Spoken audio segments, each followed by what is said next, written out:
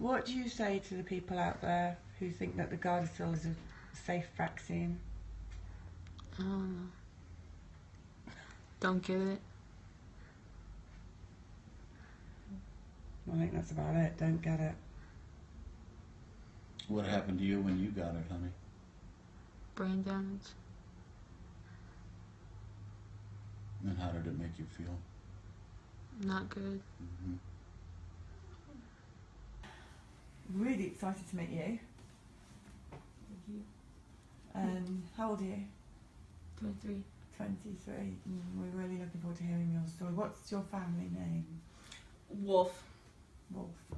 Yeah, this is Alexis Wolf, and I'm Tracy Wolf. And this is my wonderful boyfriend, Andy Weeman. So, yeah, my last name is Weeman. Well, thank you for being part of it. Sure, of course. So let's hear your story. Who's going to tell your story? Well, when she was 13 years old, we were going to, I took her to the doctor for a well checkup, and they recommended that she get the Gardasil vaccine. And she had been diagnosed with diabetes a year before, and they told me that now she had diabetes and a weaker immune system. It was imperative that she got every vaccine that came out. And I was scared, I didn't know, and so I agreed to it. And she was going to go to Germany that summer by herself with her grandfather and spend 4 weeks out there. And so she was okay. She went to Germany, and I was afraid that she was going to be so shy and not be able to ask for juice or something if she needed it. But she did really good. And then when she came back, the first thing I noticed, she lost the ability to cry because one of our dogs had passed away. And when she asked for him, she was like trying to cry and couldn't, which was unusual because she was always very sensitive. And then the next thing I noticed was she just wasn't sleeping. Sleep just wasn't happening anymore. And she'd wander the house at night writing notes and things like that, and I couldn't figure it out, and I took her to the doctor, and they did some tests, and then she ended up having an ear infection from the plane and everything, coming back, and she got the second shot. And after the second shot, her heart started pounding so hard, you could see her chest moving, and things would happen where she would say, "Turn off the TV, stop talking, get out of the room. It's making me sick." And we thought, what's going on? So we thought she was having anxiety attacks or something. It just seemed weird. And so I took her back to the doctor, and she sent us to a couple of specialists, a gastroenterologist and a cardiologist. She wore a heart monitor for 2 days, and they determined that her heart rate was high, but they didn't think anything of it, and sent her back to school. That school year, she was an honor roll student the year before, and then so she goes back to school 8th grade year, and she can't concentrate. She isn't retaining anything, and she's constantly wanting to go to the nurse, and the teachers were getting angry, and she was also, at this point, she had started throwing up when that thing would happen, when the voices made her sick and the faces made her sick. And so then she, at school, they were keeping a trash can next to her and stuff in case she had to throw up, and they thought she was doing it for attention. And her personality just totally changed. She went from a very shy child to someone who thought everybody was her friend, and kids were making fun of her at school. They were having her kiss boys and stuff, and it was just crazy, absolutely crazy. She had changed 100%. She was running out of the house at night. She was telling people that she wanted to be adopted, that she hated her family. It was just crazy. I was beside myself. I had no idea. We'd go back to the doctor, and every time we'd see another specialist, and it was nothing. Here, take some antacids. And then one point we went back to her endocrinologist, and she said, well, you know, sometimes teenagers get tired of having diabetes and they act out. And I said, I really don't think that that's this at all. But she said, I want you to see the in-house psychiatrist or therapist or whatever. And I said, okay, fine. So we come back to do that, and she talks to us for the first session, and then we come back for the second session, and she takes Alexis aside and talks to her by herself. And then I come in the room, and the doctor proceeds to tell me that she believes that her grandfather molested her when she was in Germany, and that's why she's acting out. And she said, if he was in this country, I would have already called the authorities, but since he's in Germany, it's up to you. And I was just, I couldn't believe it. I could not believe it. And she was telling me, no, nothing happened. And it was just, I had no idea what was going on. It was just insane. And so, of course, after that doctor, it was in the notes that they believed she had been molested, and I was a mother in denial. So every doctor after that saw those notes, and that's what they thought. So then, at this point, I'm like, could it have been the shot? And the doctor said, no, the shot couldn't have done this. Because I'm thinking, what in the world changed? And What she's only happened? had 2 God sources. Yeah, and she's had 2. And so they kept telling me, no, it's not, but you have to have the third, otherwise, things might go wrong. So I'm like, all right, so in January of 2007, she got the 3rd shot. Within 2 weeks, she was hospitalized. And she remained hospitalized for 8 solid months. 6 months here at the UNM hospital, and they did tons of tests on her, 2 spinal taps. They took tissue from her leg. And why was she hospitalised? What was happening? Because she was throwing up so much, and she wasn't sleeping. And they all kept telling me it's behavioral. It's behavioral. Because at one point, right before she was actually hospitalized, she was put into children's psychiatric. And that was horrible. That was absolutely horrible. They treated her like an animal. She wasn't allowed to talk to anybody else. She couldn't go only up and down the hall. And she was, like I said, she was throwing up at the time. Nobody recognized it as seizures. Nobody knew at that point. And so they gave her a bucket because they thought she was doing it on purpose. And they said, throw up in the bucket and you don't get anything else to eat. Well, she was there for 3 days, and they called me, and they said, we just witnessed something very disturbing. And I said, what's that? And they said, she's eating the vomit out of her bucket, because she was so hungry, but nothing was staying down. And I was just blown away. And so then they wanted to put her on Risperdal or something, some other drug. They were pumping her off all kinds of drugs. And then the next day they called and said, she's okay to come home. And I picked her up. She threw up in the car on the way home. She ate and threw up everything. And that night she didn't sleep, so I'm calling doctors begging, please, help. And they wouldn't do anything, and so finally I called her pediatrician. And she pulled some strings and got her into a different children's psychiatric unit, which was wonderful. They were really, really good. And from there, she was admitted into the hospital, where they were doing all kinds of tests trying to figure it out. Upon the first EEG, that's when they discovered she was having seizures, which nobody had ever mentioned anything about that before, because they didn't look like your typical seizure. We hear this a lot with the Gardasil seizures. Yeah, see, she's kind of having a little one right now. And they change all the time from severity. They can be, very small ones like this to full-on grand mal seizures. And there's no pattern to them, rhyme or reason. They can happen. She can have up to 20 a day, over 20 a day. So, sometimes they're small like this, and sometimes they're really loud and really big. Tell me how before this whole Gardasil nightmare, what kind of a girl was she? What did she love to do? Oh, she was sweet as could be. Like I said, very shy. She loved to swim, go on the trampoline, hang out with friends. She was really active and loved life. Sweet little kid, wonderful. and I mean, she still is. The craziness and everything is behind us. It's like he said, it's changing all the time.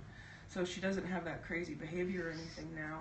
But What a awful way to be treated. She's been so... oh, I know. And in the hospital, when she was in the hospital, they didn't know how to control her, because in pediatrics she would run and want to see the other kids. I'm sorry this happened to you. Oh, sweetie. And so they kept putting her in different departments in the hospital because they didn't know where to keep her. And at one point they had her, where they keep belligerent drunks and stuff. And I would go in the room, and they'd have her 4-point restrained to the bed, strapped down, because she was trying to kick. This is such an awful way to treat a human being. And she's 15 years old at that point. She's 15, and I was. It just killed me. I hadn't. Never in my wildest dreams could I have imagined anything like that. And so, like I said, she was hospitalized for 6 months there, and they did every kind of test. Final taps twice. She had plasmapheresis, IVIG, all kinds of stuff. Infectious disease, everything was tested, and all they could determine was something caused encephalitis, and the encephalitis caused brain damage and the seizures. But there's not a specific spot. Like when she turned 16, she started begging for brain surgery. She wanted her brain better, and I'm like, what 16-year-old kid begs for brain surgery? So they can't pinpoint any spot because the seizures are everywhere. Does anyone agree with you that this is a Gardasil injury? Yeah, I've had a couple people. It's been hard because most people say no, it's not. They don't even investigate, they just say no. Yeah. No, it couldn't be. No way. But there have been a couple that agree with me and say that yes, those things do happen. And so what's a day like? What's a day like for you? What can you? Is it just like this? We're just coping with the seizures? Yeah, pretty much. We got her an iPod for Christmas. She loves that. That is her just prized possession. And she gets on Facebook and she'll just sit like on the couch going like this. She falls asleep doing it. She'll be asleep and still like that. And well, yeah, a typical day, which they're all the same really. It's Groundhog Day for her. She'll be up. We usually get up about 6 in the morning, and she's already up downstairs because she sleeps so little. And she has an apple, and she takes her meds. Meds as far as what they prescribed her. Is she on a lot of meds? What are they, Tracy? she's on. I can't remember one name, but she's on 2 different seizure medications and Klonopin to help her sleep. Do any of these drugs work? Not really. I mean, in the 9 years that since this happened, we've tried so many different kinds of medications, and some work for a little while and some make it worse. She was on one last year where she'd be standing up talking to you in the kitchen, and there was no warning, nothing whatsoever, and she would just fall flat on her face, just having a seizure. It's a terrible vaccine. Yeah. It's horrendous. So after breakfast, then her mom gives her a bath, and then she has to be assisted. After her bath, that's really the highlight of the day. Really, from there, the only thing that she's able to do is just exist. Really, in the shell that she's in of a person. She, you would think, well, there would be some adaptive programs that she would be able to participate in, but she falls asleep often, like she's doing now. She has seizures. She doesn't. She's not able to work independently unsupervised with anything. So there's nothing really outside of the house that she would qualify for. So her mom spends her days with her. I'm her caregiver. That's what her mom does, and it's sleeping on and off and going on her iPad and interacting with family because Tracy doesn't have friends that come over often because you're alienated at that point in time. And there's lunch, and then there's dinner, and then, you know, sometime at night, and usually about 9 o'clock she goes to bed, but And about 3 years ago, Andy said she has to have something to look forward to.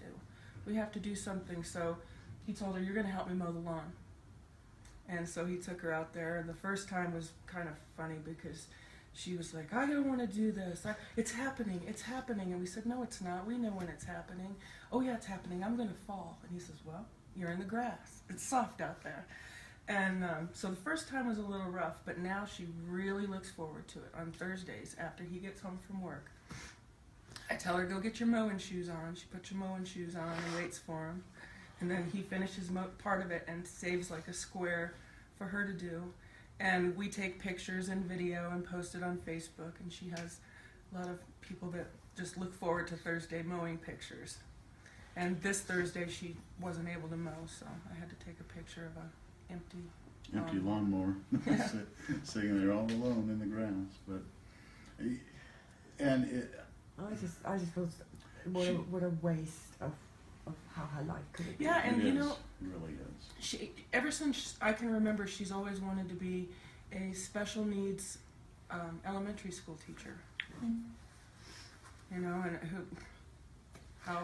What do you say to the great many people out there that are about to go in with their daughters or their sons and have this vaccine? Oh, please research. Do as much research as you can. As much research. I mean, this is a worldwide problem. This is happening to girls and boys all around the world. It's not isolated. It's not rare like they want you to think. And to the paediatricians, healthcare providers that insist that this vaccine is safe? Oh. Sure. I tell them, come to my house. Come to my house for a couple of days and see how it works out.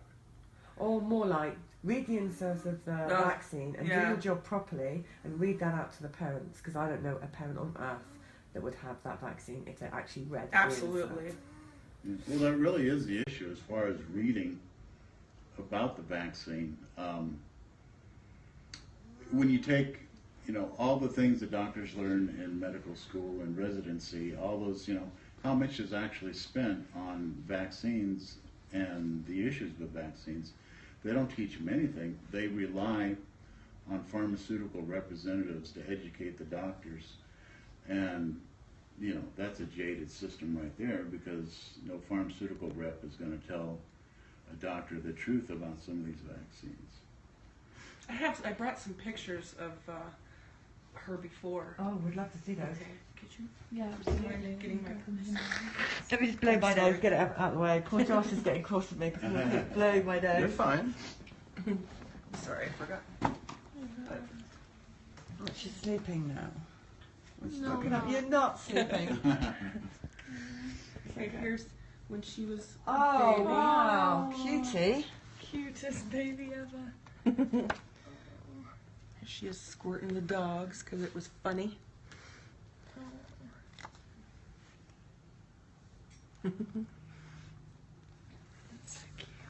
Oh, these are there for you, Josh, yeah?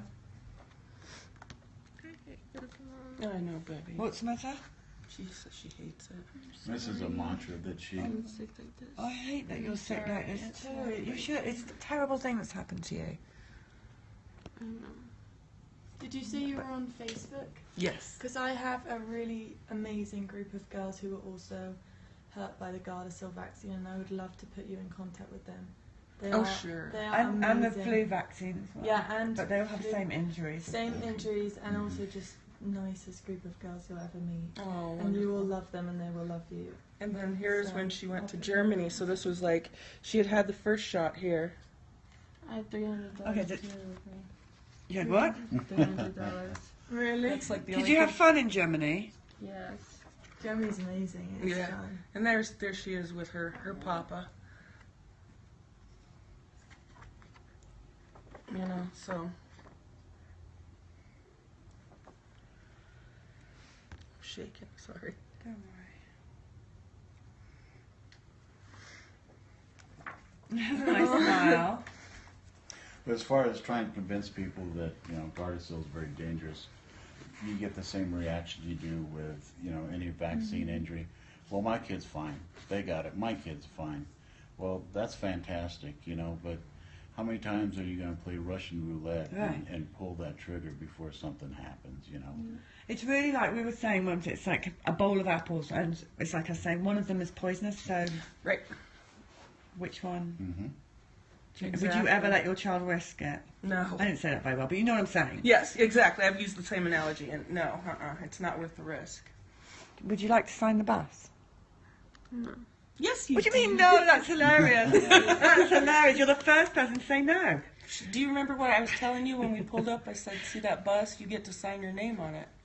I don't wanna. Yes, you're gonna. You're gonna do She it. does not have to. She usually loves signing things. It's She wants- hilarious. No, you should get.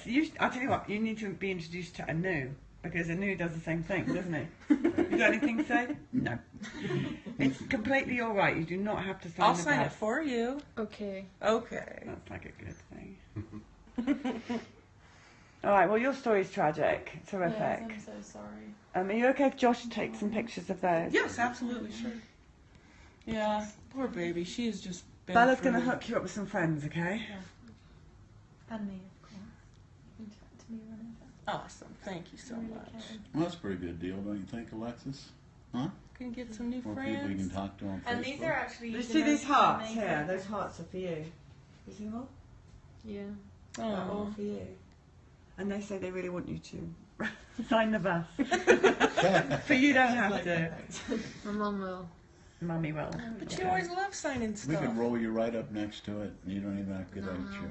wanna. She doesn't want to, and she does not have to. Why don't you sign it for me? Okay, I'll sign it for you. Then the next time, To be fair, we that's need exactly papers. what I am when someone asks me. I'm like, no thanks. She'll change her mind by the time she gets out there. She'll, oh, okay, all right, I'll sign it. sure. She's tired. Yeah, she always is.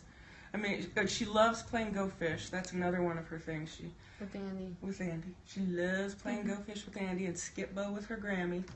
Oh. But I mean, she can be playing cards and fall asleep while she's playing, and then wake up just not missing a beat. What do you say to the people out there who think that the Gardasil is a safe vaccine? I don't know. Don't get it. I think that's about it. Don't get it. What happened to you when you got it, honey? Brain damage. And how did it make you feel? Not good. Mm-hmm. Not good. It's terrible. Okay, let's go and sign the bus, Mummy. I'll sign the bus. She'll come with, but I'll sign it. Do you want me to hold this? It's a tragic story, It a is horrific so story, awful, I'm and so the sorry. vaccine should be taken off the market for this story alone. Not Absolutely. to mention Colton and Hannah and that lovely other girl. What's her name? Abby. Abby. Beautiful. And I mean, we've been fighting. As soon as I figured out what it was, I have been fighting tooth and nail, trying to do everything to get it off the market. And even 5 years ago, we were approached by two young men that wanted to do a documentary called One More Girl. And we raised like close to $50,000 for them. Well, it was a Kickstarter. Yeah, a campaign. Kickstarter campaign. And so they traveled some of the United States, and they spent an entire week at our house. And it was one of the worst weeks. I mean, she was vomiting constantly. I couldn't keep enough towels and shirts and things clean. And so they were going to do this documentary, and all of a sudden now they can't be found. They won't answer anybody's questions or anything. You go to the Kickstarter site, and people are saying, hey, when can I see this? When can I see this? And they never comment. They don't do anything. So they were either paid off or scared away. I don't know which, but they won't say. But they're still alive. They're still alive, Okay, yeah. all They're right. doing other projects. He's doing film other pro- filming projects in L.A. I mean, different short films and things like that.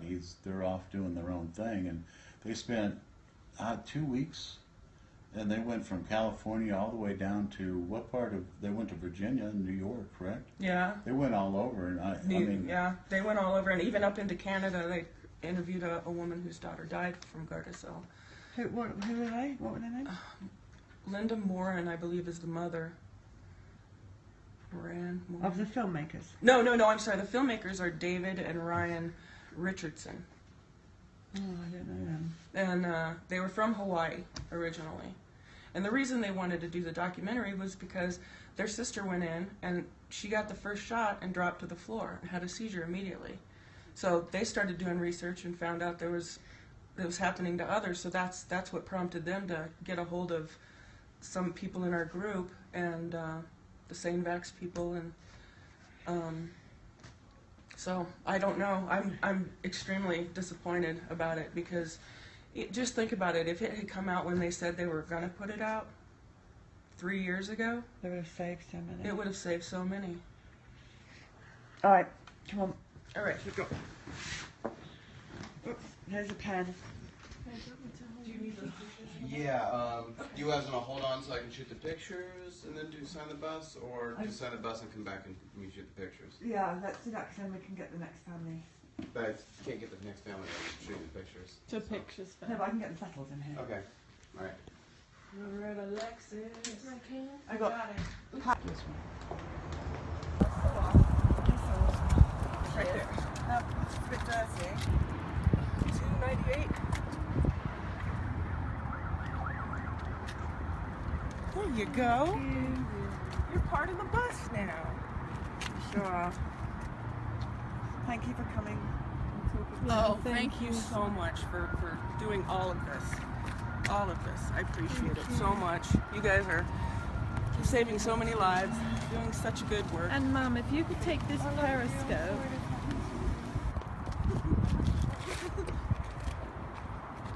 All right, everybody, look right here. 1, 2, and Could Thank be you. avoided if the pharmaceutical companies would develop a test that identified people who were adverse reaction susceptible.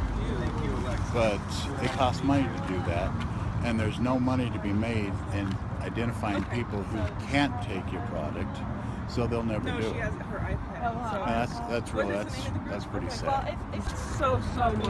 Oh, love you too. Pray, And we I will pray sure- for you. Everybody, do you hear that? She said pray for me. Pray for you. We will pray for you.